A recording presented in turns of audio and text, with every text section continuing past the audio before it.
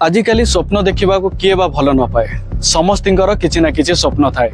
मु मो परिवार सहित मो गाँ लोकों सहित केमिति हस खुशी रे संपर्क काटिबी, पाठ पढ़ी, चाकिर करी, बड़ मनीषटे हेबी, मो गाँ लोकर दुख हरिबी। नमस्कार, मु विश्वजित बेहेरा।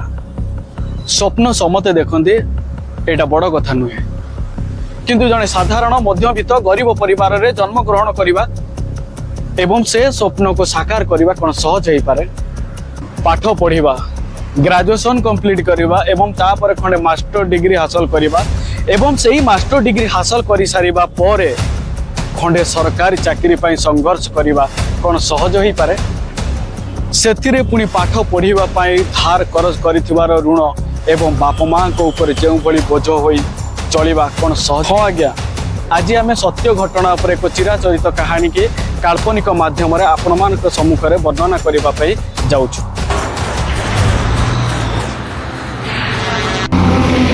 अरे भाई तुम कौन है तुम जानी पारछ कौन होता मरी जाइथान तो।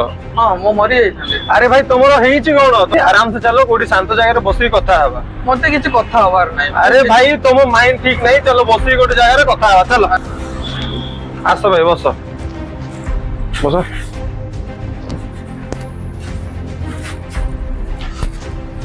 कौन हेइछि भाई एबे कुह। कौन कहबी, मोर बहुत दुख।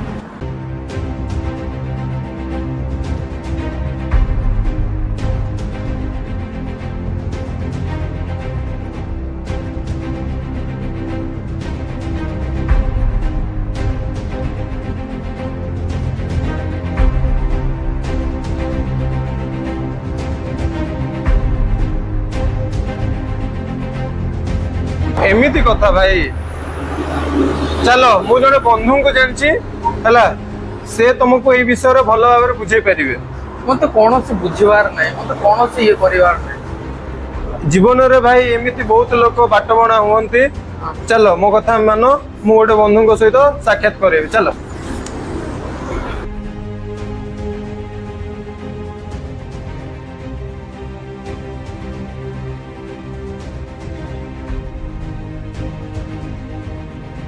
नमस्कार मयंक सर। नमस्कार नमस्कार। आओ अंकित, एते दिन पर केमती आसिलो? एही सर रास्ता रे जाउतली तो ए भाई जन को भेटली। भाई जन बहुत बड़ भूल निष्पत्ति नै जाउतले। कोन करथिले की? ए भाई सेट करबा पे जाउतले। ओ मयंक सर आपण कथा होंतु, भाई बढ़िया आछी। हां ठीक ठीक ठीक अछि। तमरो ए शहर रे के चिन्हा अछंती? हां मोर जने अछंती, मोर गाँ पिला जने अछंती। गाँ रे रहउछ, मो पाखरे रहउछ। तांको कांटेक्ट नंबर अछि की? आज्ञा अछि। जी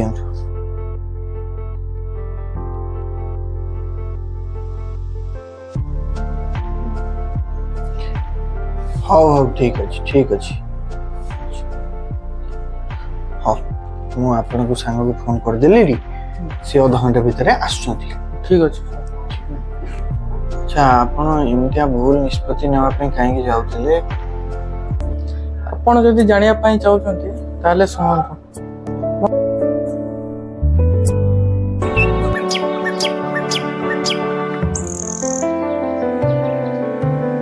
देखिए आज खबर, 10वीं श्रेणी रे फेल हेबारु युवक कला आत्महत्या।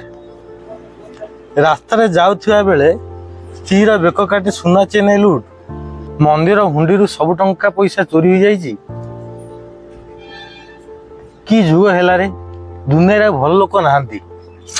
हो भगवान जहा तुमर लीला।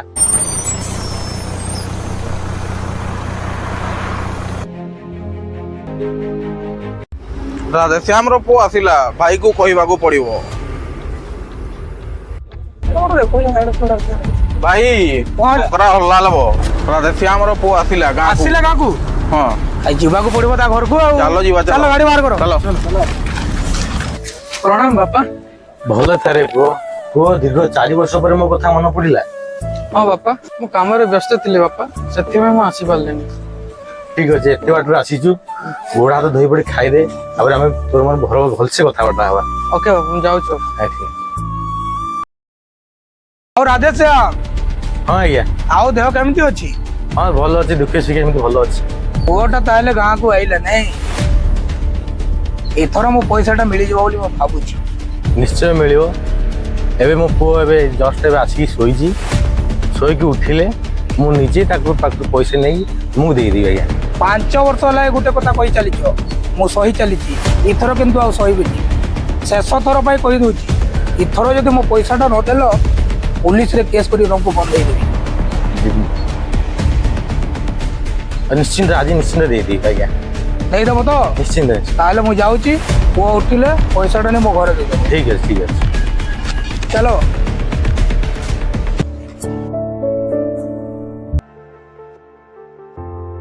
ତାହେଲେ ଏମିତି କଥା। ହଁ ଆଜ୍ଞା ଏମିତି କଥା। ଆଜ୍ଞା ନମସ୍କାର। ଆଜ୍ଞା ନମସ୍କାର ନମସ୍କାର। ଇଏ ଭୁଲ ନିଷ୍ପତ୍ତି ନେବା ପାଇଁ ଯାଉଥିଲେ ଆତ୍ମହତ୍ୟା କରିବା ପାଇଁ। ମୁଁ ତାଙ୍କୁ ସବୁ କଥା ବୁଝେଇ ଦେଇଛି। ଆଉ ଆପଣ ତାଙ୍କୁ ନେଇଯିବେ, ତାଙ୍କ ଯେଉଁ ରୁମ୍ରେ ଆପଣ ତାଙ୍କୁ ରଖିବେ ସେ ରୁମ୍ରେ କିଛି ଏମିତିଆ ହାର୍ମଫୁଲ୍ ଜିନିଷ ରଖିବେନି ଯାହାଦ୍ୱାରା ସେ ନେକ୍ସଟ ଆଟେମ୍ପ କରିପାରିବେ।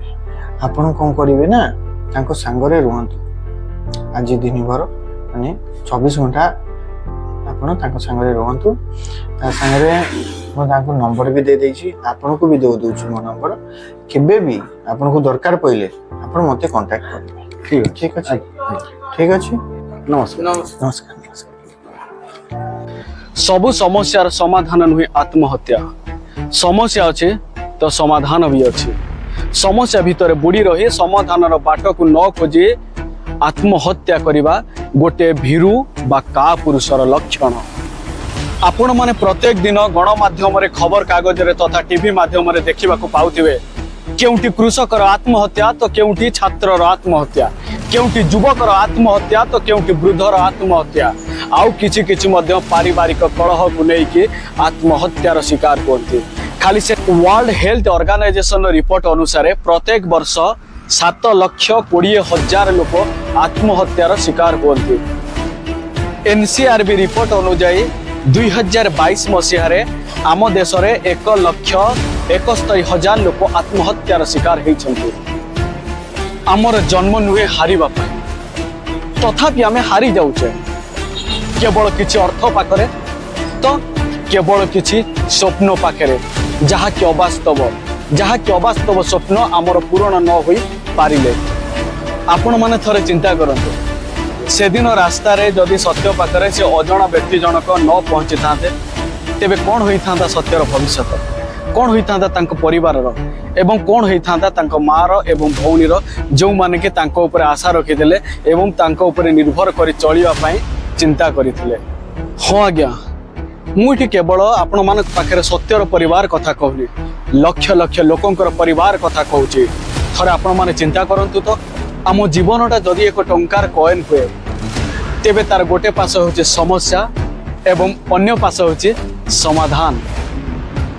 ଯଦି ଆପଣଙ୍କ ଜୀବନରେ କୌଣସି ସମସ୍ୟା ଅଛି, ତାର ସମାଧାନ ନ କରିପାରୁଛନ୍ତି, ତେବେ ଚିନ୍ତା କରନ୍ତୁ ନାହିଁ, ଏଭଳି ଆତ୍ମହତ୍ୟା ଭଳି କୁକର୍ମ କରନ୍ତୁ ନାହିଁ। ଆପଣଙ୍କର ନିକଟସ୍ଥ ଜିଲ୍ଲା ସ୍ୱାସ୍ଥ୍ୟ କେନ୍ଦ୍ର, ଯାହାକି ସ୍ୱାସ୍ଥ୍ୟ ଓ ପରିବାର କଲ୍ୟାଣ ମନ୍ତ୍ରାଳୟ ଭାରତ ସରକାରଙ୍କ ଦ୍ୱାରା ଜନହିତରେ ଜାରି ହୋଇଥିବା ଟେଲିମାନସ ସହିତ ସିଧାସଳଖ ଯୋଗାଯୋଗ କରନ୍ତୁ ଏବଂ ଫୋନ୍ କଲ୍ ମାଧ୍ୟମରେ ଯୋଗାଯୋଗ କରିପାରିବେ, ଯାହାକି 24 ଘଣ୍ଟା ଆପଣମାନଙ୍କ ସେବାରେ ନିୟୋଜିତ। ସବୁ ସମସ୍ୟାର ଅନ୍ତ ନୁହେଁ ଆତ୍ମହତ୍ୟା। ଜୀବନ ଅଛି ତ ସମସ୍ୟା ଅଛି, ସମସ୍ୟା ଅଛି ତ ସମାଧାନର ବାଟ ବି ଅଛି। ନମସ୍କାର, ଜୟ ଜଗନ୍ନାଥ।